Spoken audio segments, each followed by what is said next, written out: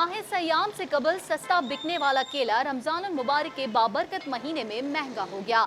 नाजायज मुनाफाखोरों ने केले की कीमत में अचानक होशरुबा इजाफा कर दिया, जिसके नतीजे में केला 180 रुपए फी दर्जन बाजार में फरोख्त हो रहा है। इस हवाले से एक फल फरोश मोहम्मद गनी का कहना था कि लॉकडाउन की वजह से केला पीछे से 120 रुपए फी दर्जन का आया हुआ है। अब हम 150 में बेच रहे हैं, 10-20 ना बचाएं तो क्या करें। नाजायज मुनाफाखोर आसानी से महंगे दामों फल फरोख्त करने में मसरूफ अमल है, उन्हें काबू करने वाला कोई नहीं है।